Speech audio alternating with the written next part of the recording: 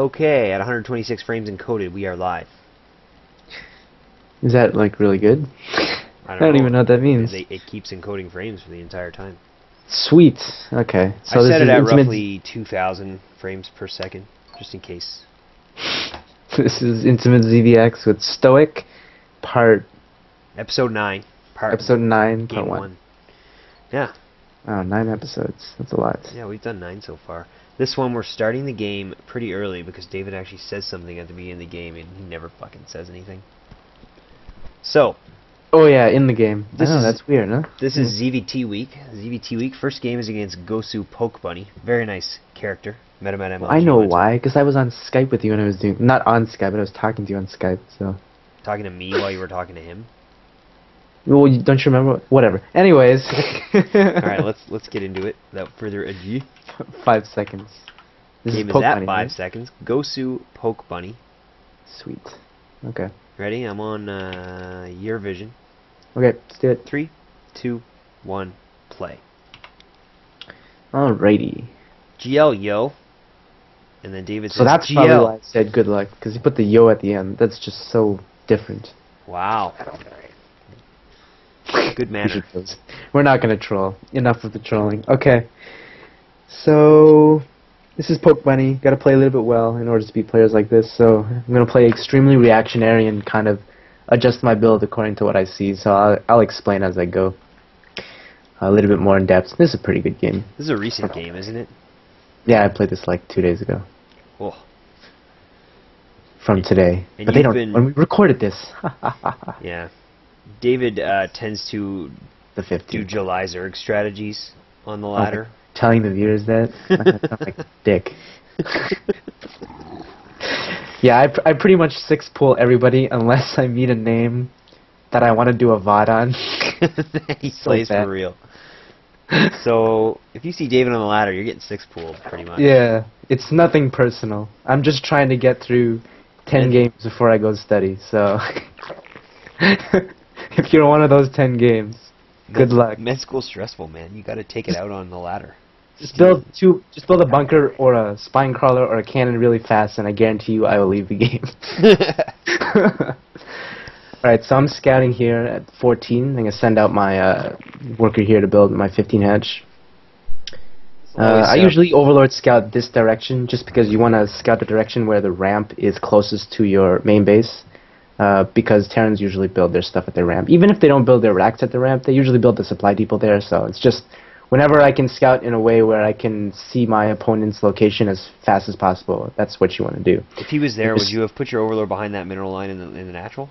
Oh yeah, I have a lot of time to put my overlord all kinds of places. It's a very close distance, so I can even scout his entire base, go back down, look at the racks, and then hide it somewhere, so it's pretty good. It's a good scenario to scout it first like that. So here...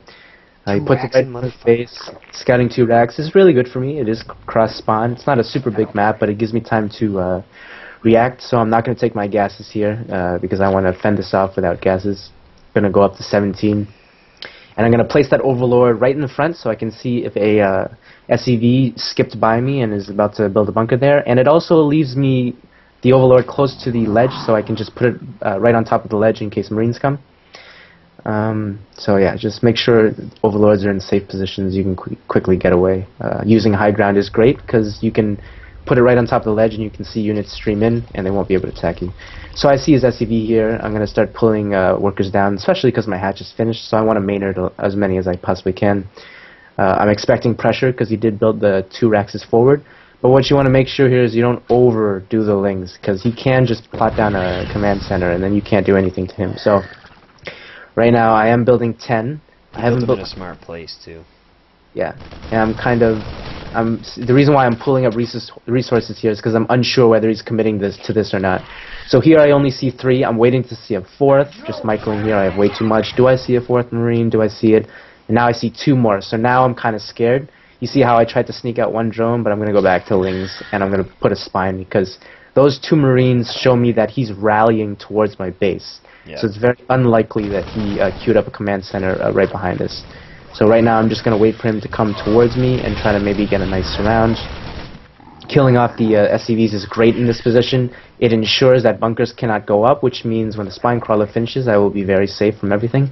So as you can see, I'm trying to sneak out drones as much as I can. Like, you see the odd one drone every now and again, but that's me just trying to sneak out as much as I possibly can.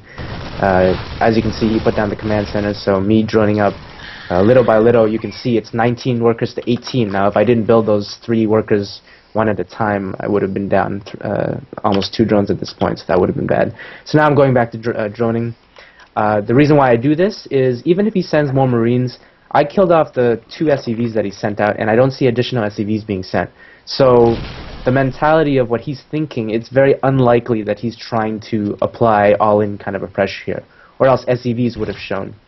So that is the reason why I feel fairly safe right now. So I'm up to 23 drones against 20. It's really good to be ahead at this point, especially because I have no gas. I want to have a very high drone count.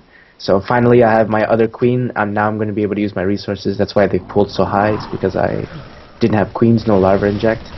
And now I'm going to be able to explode in drones once the overlord's finished. So interesting choice by him. I don't think it's the best one.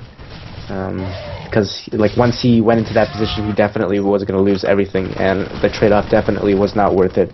And the reason why it's not worth it is because now, as you're going to see, I'm able to comfortably drone up 100%, and that's always really bad. You never want to put the Zerg in a position where you can be comfortable to drone up.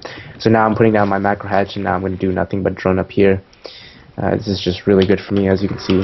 I built 6 drones just before, now 7, so now I'm going to surpass his worker count. And I'm gonna slowly take my gas. And the reason why I'm delaying gas so much is because, say your normal gas timing is at like 36, if you're opening no gas, you have to tweak that when something happens in the early game that causes you to build an abnormal amount of units, or if your queens are delayed. So me building my gases at 36 here would be way too rushed. It wouldn't make any sense. So I delay it a little bit more, and instead of getting 2, I get 2, and I delay a little bit, and I get the 3rd gas right away, because I know that my drone count's gonna go up exponentially here, because I feel very comfortable that he can't attack me, because he sacked a lot of Marines early game, and basically what he showed me by doing that is he's expanding and macroing behind that, so I feel very safe, able to take a nice amount of gases. So what I'm going to do at this point is, because I went to the middle of the map and I haven't seen anything, I'm going to drop this 3rd. So the key to playing against these 3rds is, when you take a 3rd early like this and you cannot you cannot tech to tier 2, you really have to know what he can send at you, because you have to counter it directly. For example, if I knew he was going into Banshees here, I actually wouldn't even have to build any units. Like, I could literally shoot up to 75 drones at tier 1 and just build nothing but queens and fend that off. But, you know, there are problems, because there are various things you can do. You can do that, or you can go into Hellions, or you can stay on a Marine with maybe Marauder support or Medevacs. And each one is countered by something different that I have to go, and I can't afford to go everything. Like, ideally, if I wanted to counter everything, I'd have Spore Crawlers, Queens, Banelings, and Roaches. Then it doesn't matter what he sent at me, I'd be able to hold this. But I can't afford all of that. So the reason why I'm doing nothing but Lings and Banelings here is because when I scouted up his base, I saw additional Raxes, but then the key is I saw a whole bunch of Marines, and I saw a tech lab researching something. So my assumption here is he's massing a high number of Marines, investing in Stim and Combat Shield really fast, and most likely either is going to be the thing that would make the most sense, to invest into Medevacs first, in order to do pressure, which is exactly what he's doing actually, or into tanks. But regardless, I don't need Roaches, so this is why I'm able to skip the Roaches and have enough economy to stop this directly. So he's going to do this push, and it's going to look like I totally decimate this, and it's going to be like, well, that's kind of overpowered. The Zerg can take a 3rd like this all the time. But you have to realize you have to guess it right. Like, if he showed up to my base right now with 8 Hellions, this is really bad. Because even though I might be okay, but I'm never going to be able to saturate that 3rd for the next 3 minutes. And then taking the early 3rd is irrelevant, because I could have just teched faster. So you can see I cleaned this up totally, and it looks disgusting in his point of view. It looks like I'm totally hard countering him. But that's exactly what's happening. I am totally hard countering him. So that's what I mean. When you take early 3rds against Terran, you really have to guess exactly what they're doing. And I got it right this game. From a bit your of guess was pretty educated though, right? Like, you scouted the front and you saw everything. I mean, exactly. Would you say, was there anything else he could have done with that? What you saw? Hang on, I'm gonna pause here at 12:10. Something. Okay. There are a few things you can do hypothetically, but they're very unpractical. Like, okay, I'll tell you when to go. Go.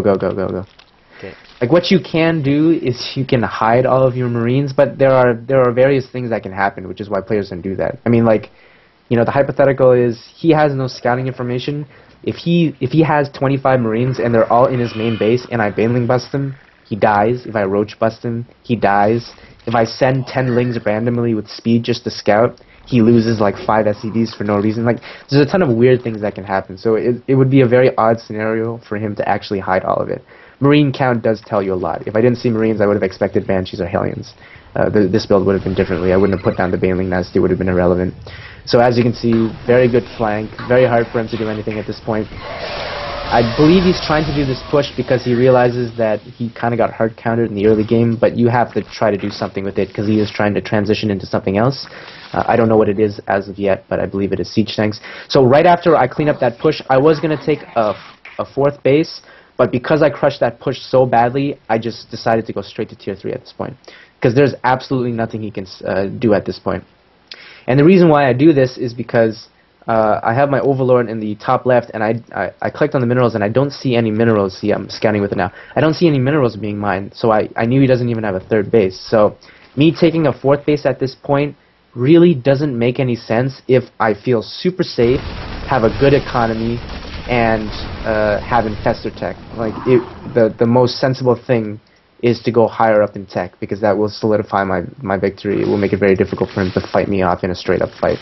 Especially because when his 3rd base is this late, his ability to counter tier 3 tech is so limited. I mean, if he kills off one wave of high tech efficient units with his low tech units, he will not be able to remax because my trade-off will be efficient, which is kind of the opposite, right? Because usually Terran has the more efficient army, but that's why I think it's a good decision here to go into tier 3.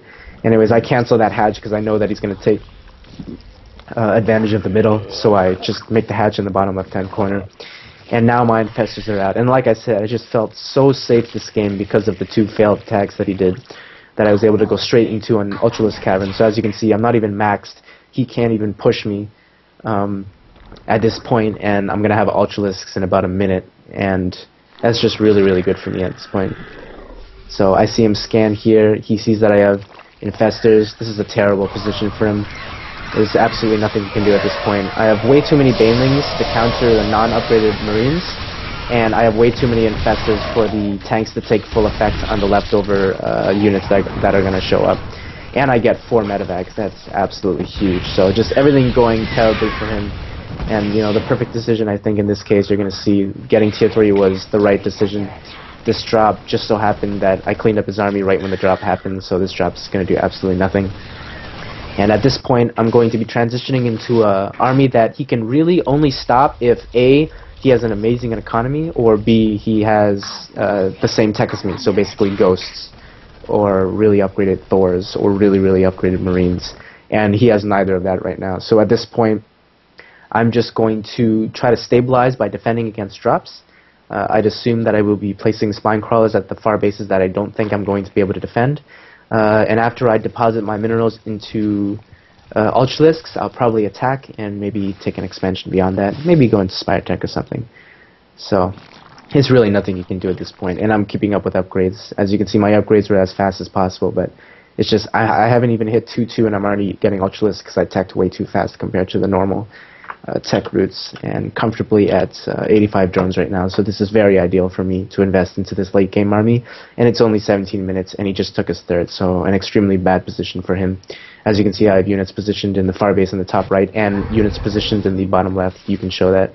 So that's me knowing that I can't be attacked right now, so I don't need my army to be in one place at once, and I'm only going to use those units when I have enough resources to spend onto spine crawlers, and then I will move out, so that by the time a drop might come, I will be able to invest in spine crawlers so my units don't have to be there to protect my bases. So just an absolute excellent time for me. I'm going to wait for my 2-2 to finish most likely and then just move out. Now that you're maxed, you're pretty good. Yeah, and he's moving out here. I mean, he really shouldn't be doing this, but I don't see what else he can do. If he was in his base, this would have been the same thing. I'm definitely going to be attacking very soon, and there's absolutely nothing he can do at this point. You're just going to see my army. It's just way too strong. Too much army value. Ultralisk upgrades are too much at this point. and he does not have enough production to remax because his expansion was too late. So as you can see, he tries to do a drop, but oh no, it was just a Marine. That was really weird. Was that really just one Marine? That was really weird. Anyways, so yeah, I'm just gonna probably spine up my fire bases. I really should be doing that soon. No, guess not. I'm gonna leave the units there. When you have this many resources, you really should be building spines. It is a mistake that I haven't done that already. Spines are excellent in these positions because once you hit this tech, Ultralisks and Broodlords are pretty much 90% reliant on your gas deposit. So you really don't need that many drones. 3-2 Ultras. Let's get a look at what he has, see if you're accurate. 2-2 Marines. Yeah, he's keeping pretty up on that. See how his ghosts are just beginning? This is what I mean. See, if this was a normal tech and his ghosts were out in maybe the next 2 minutes, then we would have very even armies, but it's not. It shouldn't be close at this point. It's too difficult for him to fight against an army like this. Like you'll just see Ultralisks do not die against tier 2 like this. They're just so strong. Yeah, like that. I just fucking restarted the whole VOD. Really? What time are you at? It's gotta be over. You can go to like 2045. 2040. Go to 2040. Tell me when you're there. We'll queue up again.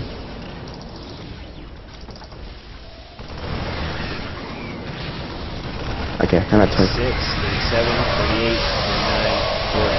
Oh, perfect time. Everything's getting owned. Yep.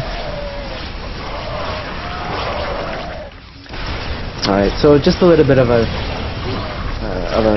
different style. Getting an early third. Make sure you know what your opponent's doing. Counter it directly so that you can invest minimally into the exact units that you need, so that the delayed tech will not hurt you.